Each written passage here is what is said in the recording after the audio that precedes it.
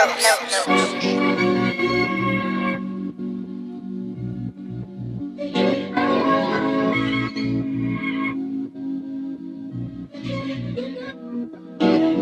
about 7 p.m. I ain't doing nothing to y'all. Smoking my dope. Yeah. Thinking back. You can catch me out at Tabby Beach, rubbing cheeks in some $1,000 satin sheets. At my peak, chilling with some Atlanta freaks. This and me, I'ma need a couple racks at least. My name's Steeley, and I'm from Savannah, Georgia. Yeah, I'm in Atlanta, Georgia now, and I decided to come here probably like 2014, so like what that, like 5 years ago? Well, one thing is, it's a lot more professional to be 1,000, and it's a lot more outlets here. Like, we really don't got no outlets home. Like, it's nothing. Like, it's good now because of like social media and shit, but we ain't, you know, back before social media, you know what I'm saying, which was like, you know, not even that, but it's popping now, but it was hard back then, so I had to make a decision, you feel me? What Steeley is, that's my last name, you feel me? So I be just going by my name, you feel me? That's my legit last name. And legit, you know, that just came with me, you know, keeping it 100 with my peoples and shit. And, you know, came up with an acronym. It's learning, evolving, growing in time. I always been like an intellectual type nigga. Like, you know, I do my thing, but I'm smart about it, you feel me? I ain't into crashing out, you feel me? Well, Sade Freestyle, you know, that just came. I was just on the internet looking for beats, and I came across this beat. I was just blowing down. That's my regular routine. I blow down, and I indulge in some beat makers, go to their website, see what they got, and there was this beat called Sade Freestyle.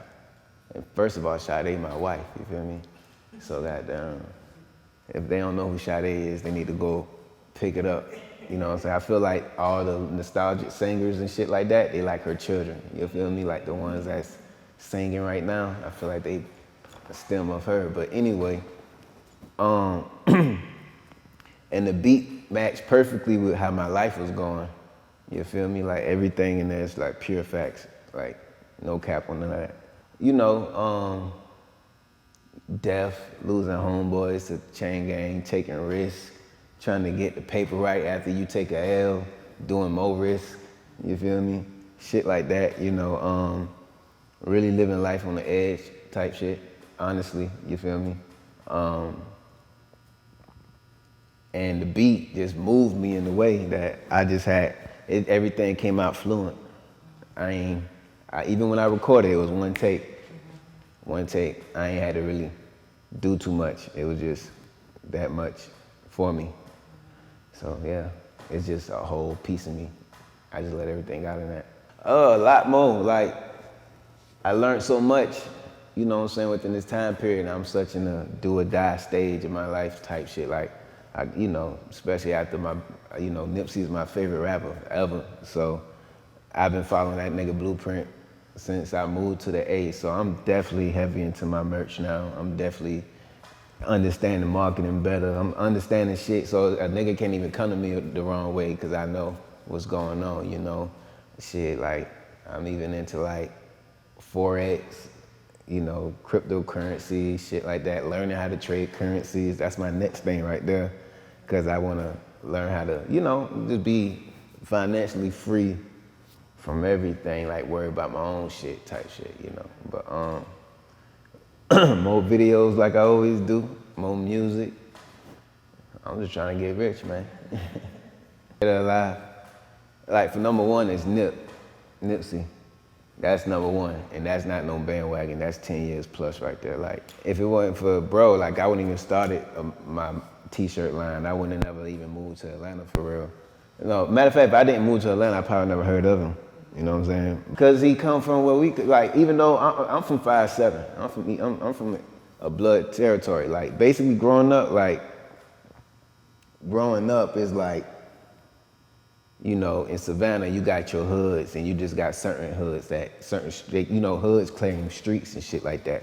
And then you got certain hoods that claim colors and shit. So I used to just be on the same block with the same homies like for years and just eventually fell into that lifestyle. And, you know, just to see how he was and where he came from, that shit mean a lot. Like, to an average member, that shit means a lot. It don't matter where you from, New York, Cali. That's why his reach was so broad, because damn near everybody done claimed the color before, you feel me? Or at least they tried or whatever. But when you a real member, goddamn, that shit touch you in a different way. Just to see how he was moving and how it was working for him, you know, it's very inspirational, because that's like the bottom, you get what I'm saying?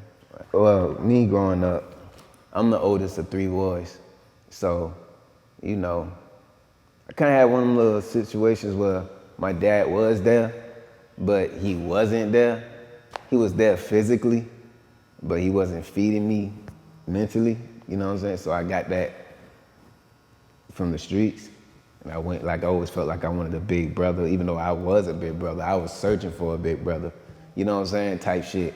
So I learned from the streets type shit. So what I love about being a musician is having the ability to freely express myself, you know, in any shape and form, because I don't just limit myself, you know what I'm saying? Like, I'm very diverse and versatile.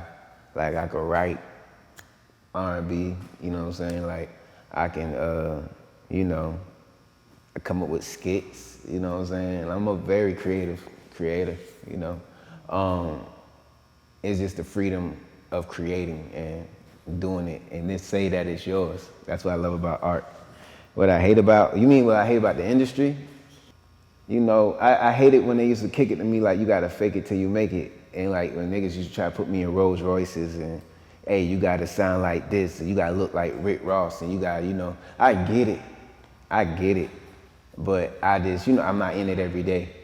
You feel me? Like, I'd rather give me a Monte Carlo on some 24s. You know what I'm saying? Like, give me a goddamn Dodge Charger. Like, if we gonna do that type of imagery, you feel me? Like, I just hated to fake it till you make it. I hated the, you know, how shit falling in niggas' laps who ain't deserving. And you know they ain't deserving because you've been around them type shit. And you know, and it's just a bunch of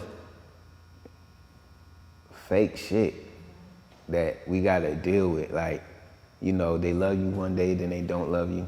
You know what I'm saying? You gotta figure out who could do what, you know, when you stress about budget and shit. You know, you gotta find out what nigga is not a scam artist and shit like that. It's just, it's a whole lot you gotta do. People don't understand, like, nigga, you investing into this and they out here trying to just take you and sell you a dream. Nipsey, Wayne, Fabulous, Bootsy,